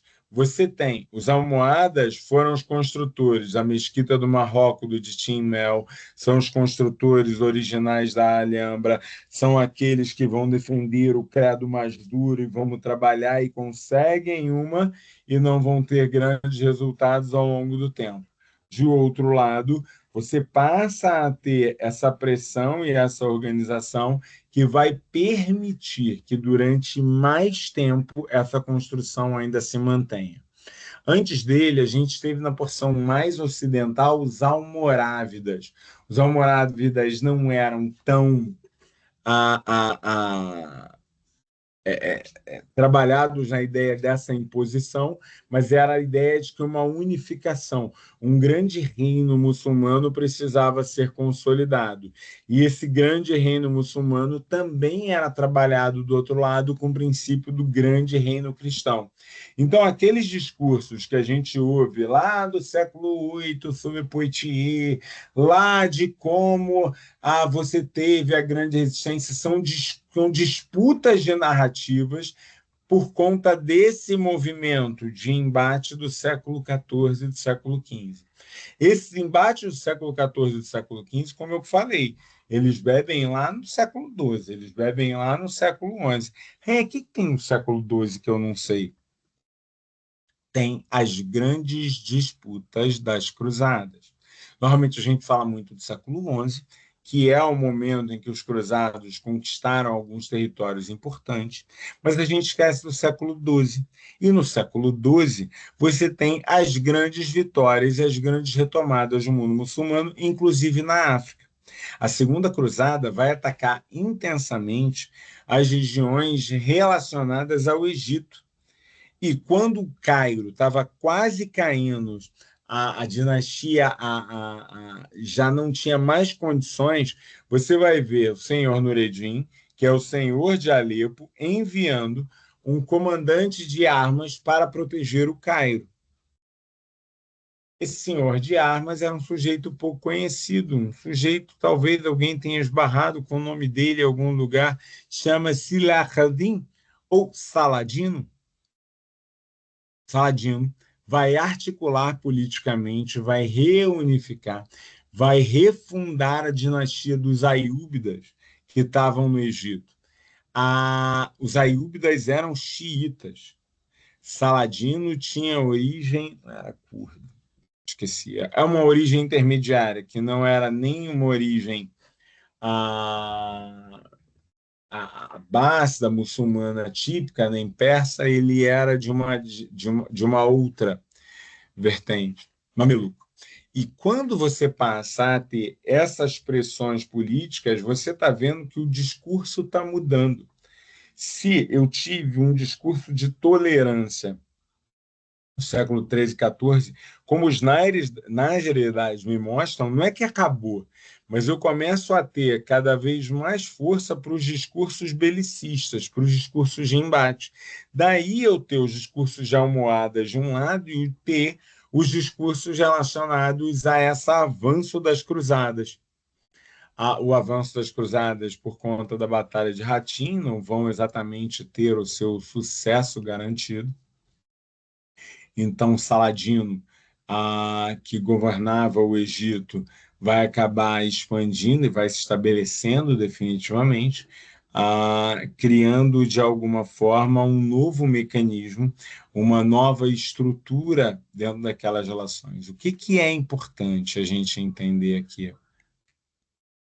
É importante a gente notar que a organização de almohadas, almorávidas, eles abrem uma perspectiva de entender uma intensificação das tensões. Essa intensificação das tensões ainda fica muito mais forte, primeiro por um avanço mongol ao longo do século XIII e da consolidação de um novo reino turco no século XV. Boa parte do mundo muçulmano no século XV vai deixar de ter essas diversas autonomias que a gente trabalhou e vai passar a responder diretamente à dinastia turca. Vai passar a responder diretamente à questão dos turcos. É controverso, tá? Não há provas que ele era curdo, não. Mas ele não era da etnia dominante. Então, você passa a ter um mecanismo com os turcos de onde você chama muito a atenção a expansão dos otomanos. A expansão dos otomanos, primeiro ela vai surgir de uma maneira muito centralizada nas áreas tipicamente orientais, quando os turcos vão se reorganizar pós a quarta, a quinta cruzada. Essa organização, no entanto, vai se tornar famosa graças à Ponte de Galípoli, quando eles vão conseguir, a partir de Galípoli, fazer o avanço em direção à Europa. Então, para aqueles que esquecem, os turcos dominam metade da Europa. E aí você passa a ter os turcos dominando até os portões de Viena, mas eu tenho também um grande domínio turco que vai manter os janízaros, que vai manter os haréns, que vai manter uma troca e que vai intensificar o controle religioso dessas regiões centrais e ao norte. O que não vai impedir de ter também outras manifestações islâmicas, mas que você começa a perceber e precisar mergulhar quais são essas relações políticas que existem além do Sahel.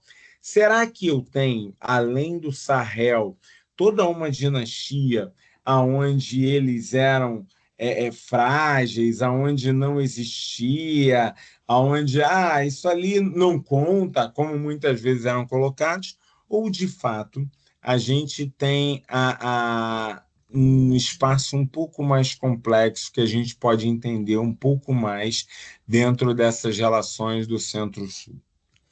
Eu gosto bastante de trabalhar com essas relações a partir de alguns ícones. Já falei das CTAs. Para mim, a força das CTAs, a questão de Orumilá, a questão dos grius. Orumilá é a ideia do grande criador do mundo, onde você tem uma teologia mística em que você trabalha a grande árvore, onde todos nós pertencemos a uma representação dessa grande árvore, de onde cada uma das grandes lideranças políticas que passaram e foram se organizando não formam um cosmos, mas formam sujeitos. Então você não tem um Ogum fora, ou você não tem uma divindade como a Iemanjá, mas sim eles estão dentro de toda uma concepção de coroas e formas, que quem trabalha isso brilhantemente é Jean-Pierre Verger, ou Fatumbi Verger. Ele se converte depois a essas religiões, tentando perceber, e se torna um cara absolutamente apaixonado. Ele começa a estudar isso a partir da Bahia, a partir de Salvador, e ele vai justamente começando a consolidar, como de algumas maneiras você tem práticas e formas que elas são vivas, são organizadas e se mantêm extremamente centralizadas. Por exemplo, vamos falar dos monomotapas. Deixa eu botar aqui para mim certinho. Quem são os monomotapas? O que é os monomotapas? Quando a gente pensa na ideia do Império Mutapa, a gente pensa que tem um eixo entre o atual Congo e as regiões do Zimbábue, que mantinham um conjunto de trocas comerciais, que essas trocas comerciais passam por Madagascar, passam por Índia e passam por China. Quando a gente olha isso, você diz assim, para aí. O que você está querendo dizer? Estou querendo dizer que muito aquilo que vocês viram, aprenderam como a grande viagem de Vasco da Gama, o grande domínio aonde estava, já existiam trocas e rotas comerciais estabelecidas nesses destinos. E não a ideia de que não acharam nada e foram buscando para fazer o périplo e ir embora. A ideia, por exemplo, de que a Moçambique ela foi só encontrada a partir daquele momento, não. Tanto pela parte das trocas relacionadas ao chifre, ao mundo muçulmano, e por essas trocas orientais, mesmo da ideia de como Marco Polo mostra para a gente, as rotas vinham da China e trocavam por norte da Europa e por sul. Essas grandes rotas comerciais chegavam por tradições orais e registros aos espaços e ao mundo que fazia parte, Espanha, Portugal. Então, quando você passa a pensar no século XVI de rotas e caminhos, você não está inventando dentro do seu gênio maravilhoso, mas sim recuperando tradições e olhares que vão desde a rainha de Sabá até as dinâmicas que vão estar lá colocadas de uma forma muito forte. O que é muitas vezes chamado na costa de nas costas como rinoceronte de ouro, em que você tem a representação do rinoceronte presente na China, presente na Índia. Você tem as girafas em zoológicos, em algumas pessoas, em alguns núcleos dentro de Bizâncio. Tira uma dúvida: rinocerontes e girafas, você acha em que continente? Rinocerontes e girafas, vocês acham que um dia eles saíram? Não quero mais a savana. A ideia de que essas próprias iconografias mostram que já existiam trocas e reconhecimentos me parecem bastante rico. Então, por exemplo, quando você fala das chegadas dos portugueses, a Sofala, a Quilva, dentro dessas regiões, você não está falando de um encontro do mundo perdido com os portugueses, mas você está falando exatamente das trocas monomotapas estabelecidas entre Congo, Zimbábue, Madagascar e todas essas regiões do eixo do Índico, e que me ajudam a trabalhar um conjunto de relações que foge completamente àquela lógica de isolamento do mundo. Muito dos processos, dos projetos, das mudanças geraram com que esses registros nós simplesmente não tenhamos, o que não faz, no entanto, que não possam ser investigados, observados e trabalhados. Quando você pega, ao longo do século XVI, seja a região do Nidongo, aonde você vai ter a rainha Zinga trabalhando com todo um conjunto da maneira como estava organizado, ora negociando como seu pai com os portugueses, ora se estabelecendo em conflito com os portugueses dentro da região de Angola. Quando você pega as histórias dos boeres, contando das primeiras chegadas, como os traidores não permitiram com que eles ficassem bem no norte da África do Sul, você deve começar a perceber que essas traições elas são muito mais o relato de um grupo que propositalmente tratavam e entendiam todos aqueles como parte de grupos não sobreviventes, parte de grupos não idealizados, o que faz com que a gente imagine dentro da nossa concepção isso aqui, ó.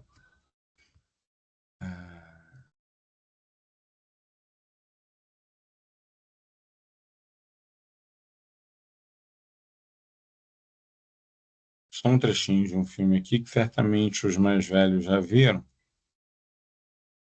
mas que demonstra bem o olhar que nós temos e imaginamos para todas essas regiões ainda hoje. Espera aí que eu vou responder as perguntas da maneira que estão ali no chat. Aguenta aí. Deixa eu acabar essa parte aqui. Vai pra cá. Sai daqui.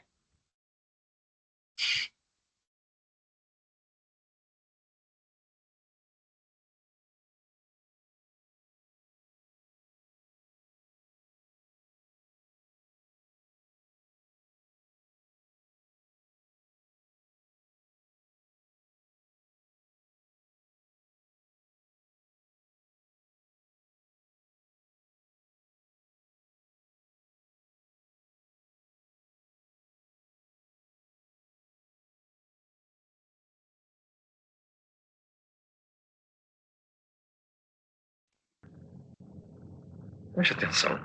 O rinoceronte faz isso.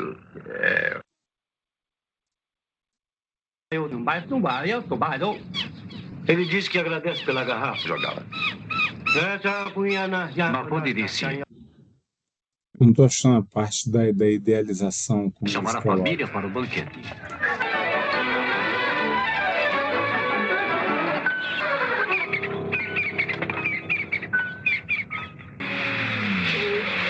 Enfim. Esse é o filme Os Deuses Devem Estar Loucos, onde trabalha a questão dessas idealizações e dentro desses olhares, que é bem interessante. Agora, deixa eu ver as perguntas da maneira aqui, deixa eu ver quais que eu perdi. Professor, não sei o que são CTAs. Perdão, Bela, desculpa não ter visto antes. Culturas tradicionais africanas, culturas difusas que a gente reconhece em regiões diferentes, com formas diferentes, mas que a gente consegue perceber proximidades nelas. Dentro dessas proximidades que a gente começa a perceber, a gente acaba vendo ali algo que a gente não sabe exatamente de onde surgiu, a gente não sabe exatamente como ela está presente, mas que acabam ajudando a gente a compreender um pouquinho dessas dinâmicas. Eu vou botar um material sobre culturas tradicionais africanas, porque eu acho que vai ajudar a... Só um segundinho que eu acho que vale a pena a gente colocar.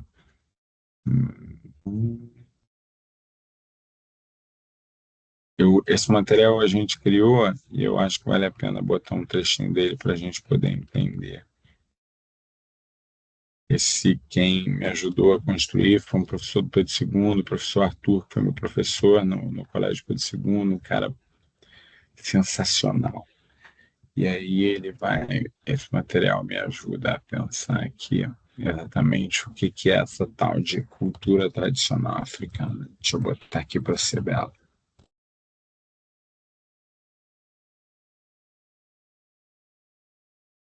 Alguns de vocês talvez já tenham até visto esse.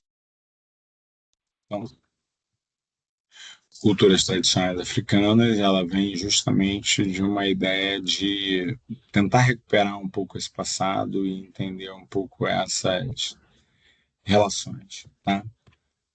Essa aqui é a doutora Ivone, que é absolutamente fantástica, primeira desembargadora negra do Rio de Janeiro, e que tem alguns relatos bem interessantes sobre essa questão. Sankofa é um conceito que busca a ideia de retomar para buscar essas origens e entender. O bigode estava grandão aí, o bigode agora já diminuiu. E aí eu começo trabalhando sobre essas representações e o que foi essa diáspora. A diáspora se caracteriza justamente pelo tráfico atlântico e a maneira como está. Então, a diáspora deve ser lidada como diáspora. Eu lido intensamente com os grupos diaspóricos, ainda que eles tenham efeitos locais, mas é fundamental que eu entenda o que aconteceu com esses grupos e a maneira como eles foram tratados, observados e trabalhados.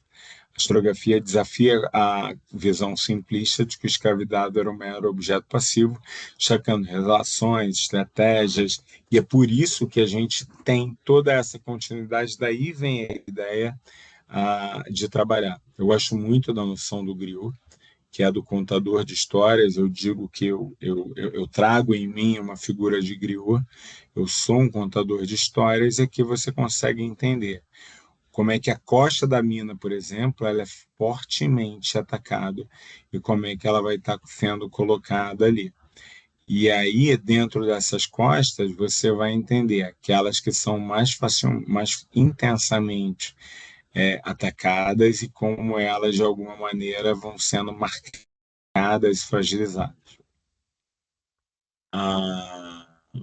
Reconectar as origens, então você passa a trabalhar como essas origens vêm do Ghana, vêm do Mali, vêm do Império de Songhai, da maneira como ele está, da rainha Nzinga, da maneira como ela se organiza e vai estar sendo colocada, e como as identidades culturais elas estão misturadas entre essas regiões e a maneira como elas estão sendo colocadas. A cultura tradicional africana, ela vem dessa concepção, vai mostrar agora para uma antropologia da ancestralidade. Então eu passo a trabalhar sobre o que é essa tradição, como é que elas se confundem. Então, cultura tradicionais africanas. A maioria dos seres humanos nascidos no continente africano que vieram para o Brasil e para a América há aproximadamente 350 anos, o tempo que durou o comércio de seres humanos na época moderna. Então você tem aqui todas essas características das culturas tradicionais africanas. E agora em diante a gente passa a chamar de CTA. A oralidade e o poder da palavra, o rito e o poder do rito, a autoridade dos anciãos e da tradição do grupo, a centralidade da família como lugar de disseminação de valores e culturas. Isso eram marcas comuns encontradas em diversos elementos dessas CTAs. Então, você passa a notar que muitas das nossas tradições dialogaram com essas CTAs. Então, essas CTAs vão ter alguns termos bem próprios, essa Exoilda que constrói. Relação da participação comunitária como força comunitária, vital, eu sou porque nós somos. Crença na imortalidade, eu continuo existindo e não é em outro mundo, é aqui. A prevalência do bem comum sobre os interesses individuais, o sentido de família é alargado, não é pai, mãe, filho, não é sangue, é todos aqueles que fazem parte. O valor da solidariedade, o amor à vida e à fecundidade. Então, fecundar, amar, o prazer é entendido como elementos positivos e não negativos. O papel dos mais velhos e das crianças como as duas representações que se aproximam dessas divindades e a lógica das esperanças da vida. Aqui você vai trabalhar um pouquinho sobre isso, como é que essas coisas vão se organizar. Esse aqui é o professor Ricardo, que é um cara fora de série, ele trabalha com pedagogia das encruzilhadas e entendendo como essas culturas se formam. Então, aqui você vai explicar o que é a CTA, como as CTAs vão estar sendo colocadas e entendidas. Esse material ele vai se autodestruir em alguns segundos depois que eu colocar para vocês. Então, por favor, quem quiser, pega e não divulgue, por gentileza, só para a gente poder ter aí como uma parte importante, tá? Mas eu acho que é legal para alguns de vocês conhecerem um pouquinho sobre isso. 10h35. Vamos lá. Dúvidas, questões, pontos, ideias. Fernando, adorei tuas perguntas. Consegui responder tudo? Oi, Rainha. Tem uma outra lá que eu coloquei, se você puder dar uma olhadinha, tá? É Chegando aqui. porque as únicas coisas, assim, só para dar uma acrescentada, as únicas coisas que eu sei referente à África Oriental nesse período, século XVI, que você está abordando, é muito da viagem do Vasco da Gama e do Pedro, que tangenciaram por ali para poder comercializar em Calicut. Mas eu não tenho assim muitos detalhes, se, enfim, como está lá na pergunta, eu não quero me prolongar muito aqui.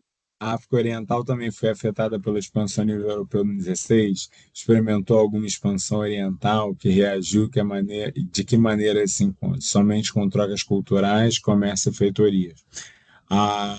Portugal vai estabelecer duas grandes feitorias, uma na ilha, na parte ocidental de Madagascar, e uma na região de Moçambique. Essas duas grandes feitorias foram fortemente utilizadas por conta dos conflitos regionais.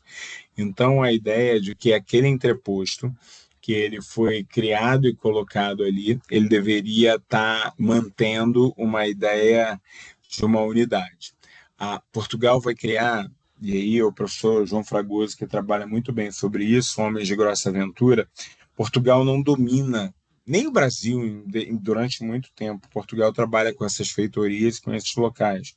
E dentro dessas feitorias, uma das principais áreas que Portugal vai trabalhar e vai defender vai ser na costa oriental, só que na costa oriental ele encontrou resistências muito grandes em algumas regiões. Então, para poder fugir dessa resistência, o vice-reino da África Oriental ficava em Goa. Goa é uma cidade na Índia. Ainda hoje é um dos últimos protetorados, ainda hoje o português é ensinado na escola, em Goa, e isso mostra, de alguma maneira, que tipo de ocupação você está fazendo ali. Ao longo do século XVI é muito baixa a ocupação e a troca ali, mas ela vai se intensificar com o ciclo do ouro do Brasil, olha que coisa. O fato de você ter uma ampliação do ciclo do ouro, o fato de você ter uma maior pressão dos ingleses, querendo controlar e não permitir o tráfico negreiro entre o fim do 18 e o início do 19, filmes como Amistad trabalham muito bem isso, faz com que Portugal valorize mais a Rota do Sul, a Rota do Extremo Sul. E a Rota do Extremo Sul é uma rota de água gelada. Então, saindo das regiões de Moçambique, por exemplo, eles não conseguiam muito sucesso em África do Sul, em outras regiões. Eles preferiam ir à região de Moçambique e à região de Madagascar, pegar esses entrepostos, se estabelecer ali e, a partir dali, utilizar a Rota do Sul. As monções jogavam até o espaço aonde levava para ali, e a Rota do Sul. Ela é fácil você reconhecer. Não sei se é carioca pelo sotaque, eu acho que é. A Rota do Sul, você consegue entender em 2 segundos. A água do rio, ela é gelada ou ela é quente? A água do rio, a água do mar do rio, é gelada ou quente? É bem fria, né? Salada. Bem É fria. gelada. Entendi. E a água de Salvador, é gelada ou é quente? Quente. É quente. A rota, essa corrente fria, ela passa por 2 eixos. Ou ela vem direto de Portugal, ou ela utiliza esse eixo diretamente da África do Sul para cá. Então, a gente passa a negociar no Rio de Janeiro um grande número de escravos moçambicanos. E é muito interessante que as características físicas mudam, e aí você vai começar a entender. Primeira vez que eu vi isso, eu fiquei muito pilhado. Quando o tom da pele ele é entre o negro e o acinzentado, você tende a ter sujeitos mais altos, é óbvio que não é uma característica única, mas com as partes internas da canela longas e altas, eles tendem a vir do Golfo de Níger. Claro que as misturas depois vão atrapalhar isso. Quando você tem uma pele bem marrom, um quadril bem mais largo e uma estatura mais baixa, são os principais grupos escravizados da região de Moçambique, comprovando, como eu te falei, uma forte presença de moçambicanos no Rio de Janeiro. Respondi bem?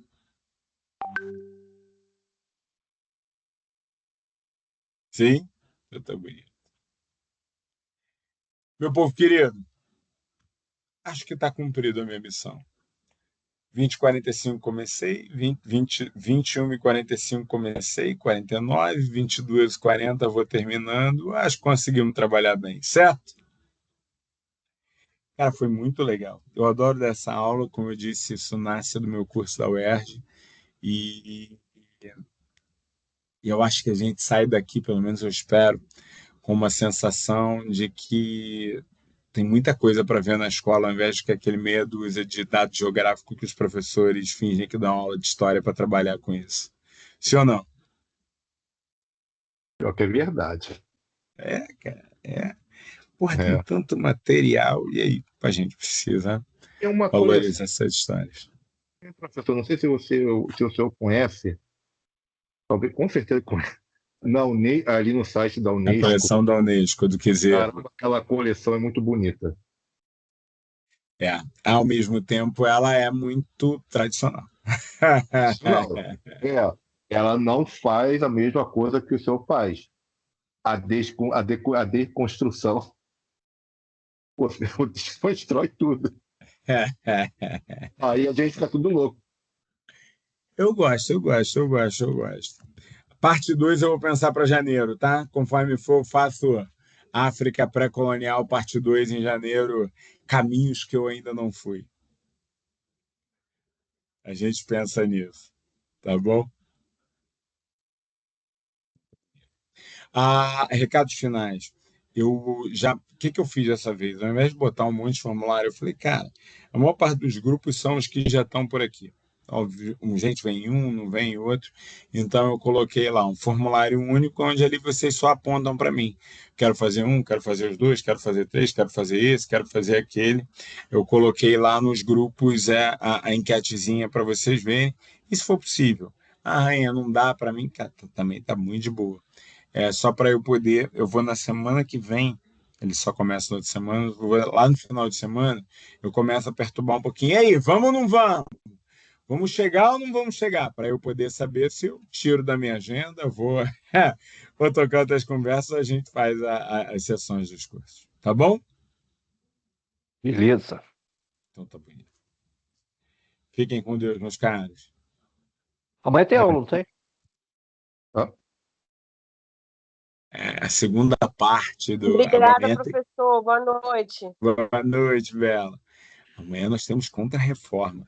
Será que é Ótimo. contra-reforma mesmo?